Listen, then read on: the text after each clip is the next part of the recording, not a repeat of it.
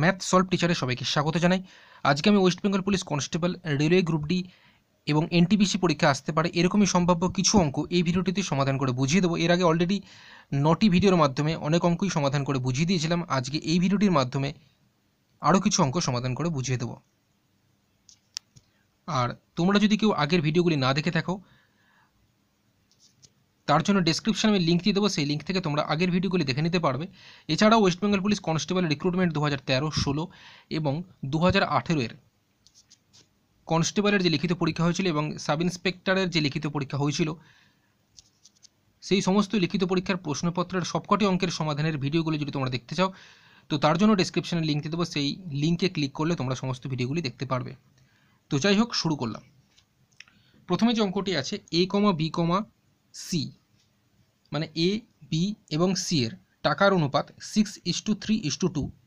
যদি বি এবং সি এর মোট টাকার পরিমাণ 70,000 টাকা হয়, তাহলে এর টাকার পরিমাণ কত হবে? চারটি অপশান আছে, কোনটা সঠিক উত্তর হবে আমরা দেখে নেব। তো এখানে তোমরা দেখতে পাচ্ছ প্রথম লাইনে এ বি এবং সি এর টাকার অনুপাত বলে দিয়েছে 6:3:2। তো সেই অনুযায়ী আমরা এর টাকা অনুপাত থেকে তো সরাসরি বোঝা যায় না যে কত টাকা এ রয়েছে, কত টাকা বি রয়েছে এবং কত টাকা সি রয়েছে। তো এখন আমরা ধরে নেব যে এর টাকা 6x ধরে নেব, বি এর টাকা ধরে নেব 3x টাকা এবং সি এর টাকা ধরে নেব হচ্ছে 2x টাকা। তো সেটা এখানে লিখলাম যে এর টাকার পরিমাণ 6x টাকা লিখলাম, বি এর হচ্ছে 3x এবং সি এর লিখলাম হচ্ছে 2x টাকা। এবার সেকেন্ড লাইনে যেটা বলেছে যদি বি এবং সি এর মোট টাকার পরিমাণ 70,000 টাকা হয়। আচ্ছা, বি এর আমি কত টাকা ধরেছি? 3x ধরেছি, 3x টাকা, এবং সি এর টাকা আমি কত ধরেছি? 2x। তো বলেছি বি এবং সি এর মোট টাকা, যদি মোট টাকা আমরা করি তাহলে 3x যোগ 2x কত হয়? 5x টাকা। এটা আমার দিক দিয়ে হলো 5x টাকা, কিন্তু কোশ্চেনে বলেছে বি এবং সি এর মোট টাকা হচ্ছে 70,000 টাকা। তো সেই হিসেবে আমরা 5x = 70,000 লিখতেই পারি। ঠিক আছে, এইবার এখান থেকে x এর মান আমরা বার করতে পারবো। 70,000 বাই 5 যদি করি তাহলে এখানে হচ্ছে 5 14 70, 14,000 টাকা। x বেরিয়ে গেল 14,000 টাকা। তো আমাদের বার করতে দিয়েছি কি এর টাকার পরিমাণ কত। এর টাকা আমি কত ধরেছিলাম? 6x টাকা। তো 6x এর মধ্যে আমি এখন এই x জেনে গেছি কত? 14,000। তাহলে 6 গুণ x এর জায়গাতে আমি এখন 14,000 বসিয়ে দেবো। তো 14,000 সঙ্গে যদি আমরা 6 গুণ করি তাহলে হয় 84,000 টাকা, যেটা রয়েছে অপশান এতে। এটাই হয়ে যাবে রাইট অ্যান্সার।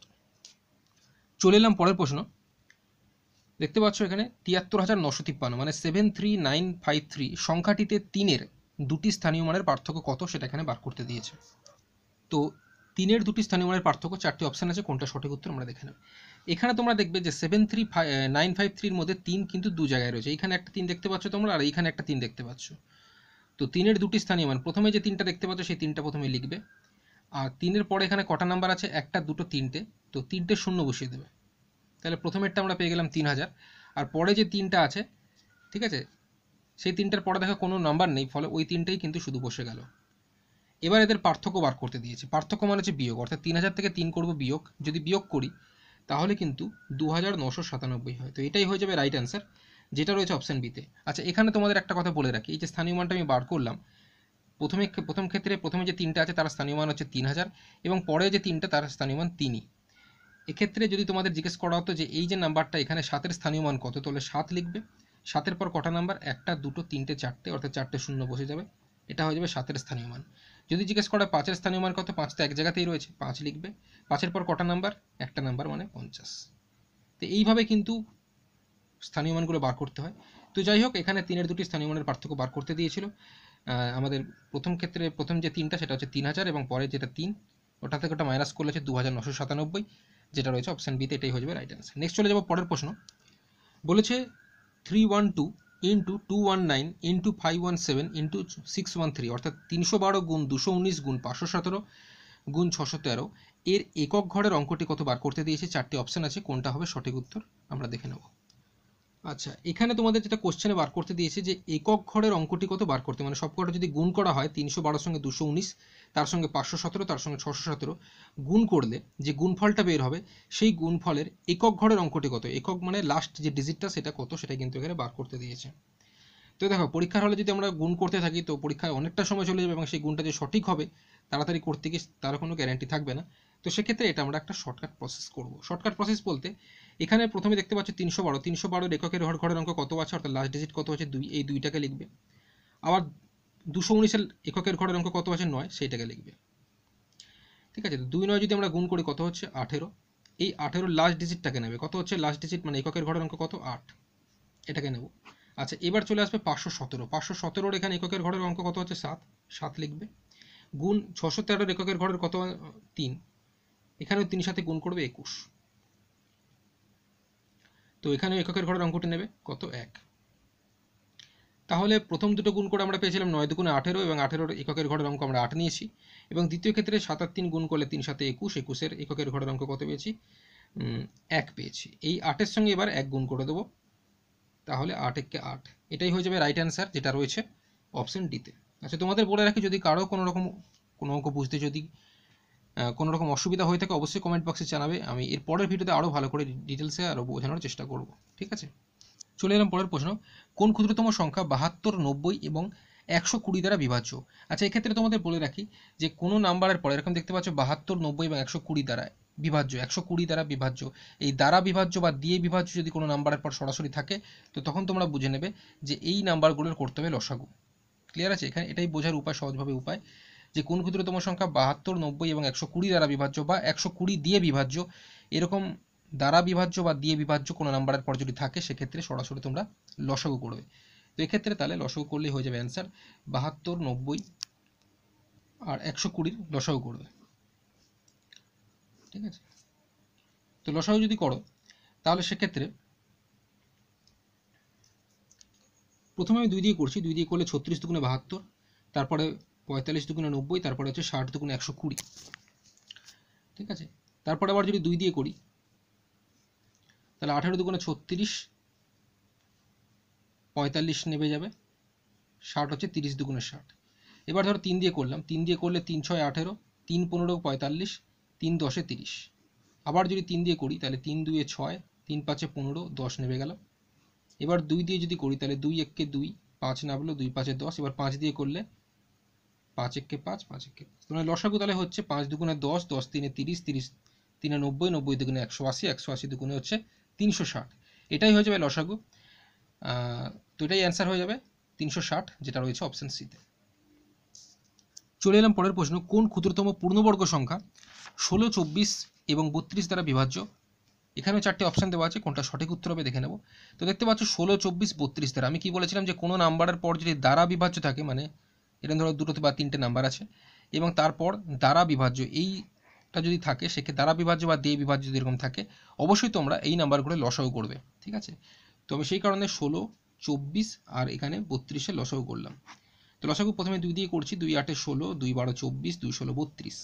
আবার যদি 2 দিয়ে করি তাহলে 2 4 8, 2 6 12, 2 8 16। আবার 2 দিয়ে করলে 2 2 4, 2 3 6, 2 4 8। আবার 2 দিয়ে করলে 2 1 2, 3 নামলো, 2 দুগুণে 4। তো লসাগু তাহলে 3 দুগুণে 6, দুগুণে 12, দুগুণে 24, দুগুণে 48, দুগুণে 96। তো গুণ করে টোটাল কত হচ্ছে 96। এখন এখানে দেখতে হবে যে এই যে লসাগুটা যেটা বেরোলো এটা পূর্ণবর্গ কিনা, যদি, কারণ এখানে বলেছে ক্ষুদ্রতম পূর্ণবর্গ সংখ্যা বলেছে, তো অ্যান্সারটা পূর্ণবর্গ সংখ্যা হতে হবে। তো এখানে পরপর আমি লিখে নিলাম 2 গুণ 2 গুণ 2 গুণ 2 গুণ 3 গুণ 2 এরকম লিখলাম। এখানে দেখো তোমরা 2টো 2 এখানে পাচ্ছ জোর, এখানেও 2টো 2 পাচ্ছ, কিন্তু এখানে 3 একটা হচ্ছে, 2 হচ্ছে একটা।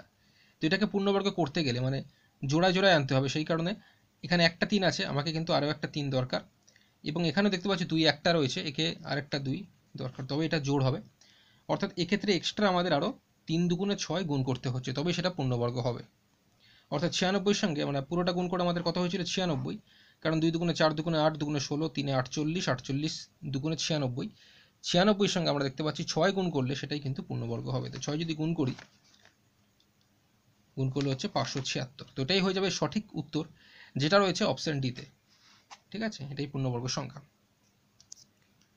পরের প্রশ্ন চলে এলাম, দুটি সংখ্যার অনুপাত 4:7 যদি সংখ্যাদ্বয়ের যোগফল মানে দুটি সংখ্যার যোগফল যদি 88 হয় তবে তাদের পার্থক্য কত হবে? অর্থাৎ পার্থক্য মানে হচ্ছে বিয়োগ।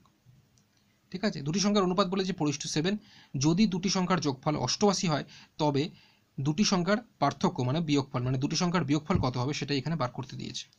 তো অনুপাত থেকে তো সরাসরি কত সংখ্যাটা সেটা বোঝা যায় না, তো সেই কারণে আমি একটি সংখ্যা ধরে নিলাম 4x আর একটি ধরে নিলাম 7x, তাহলে দুটি সংখ্যার মধ্যে একটা আমরা ধরে নিলাম 4x এবং আরেকটি ধরে নিলাম হচ্ছে 7x। এবার বলেছে সংখ্যা দ্বয়ের যোগফল কত বলেছে 88, মানে দুটি সংখ্যার যোগফল 88, অর্থাৎ দুটি সংখ্যার বলতে একটা আমরা 4x ধরেছি আর একটা 7x ধরেছি, মানে এদের যোগফল ওরা বলছে 88, আপাতত আমরা বার করি কত হচ্ছে। 4x এর সঙ্গে যদি 7x যোগ করি তাহলে হয় 11x, সেটা আমাদের দিক দিয়ে হলো, কিন্তু কোশ্চেনে বলেছে 88, তাই আমরা লিখতে পারি যে 11x সমান সমান 88 লিখতেই পারি। এখান থেকে 11 8 88 কেটে গেল, ঠিক আছে, তার মানে x ইকাল টু হচ্ছে 8।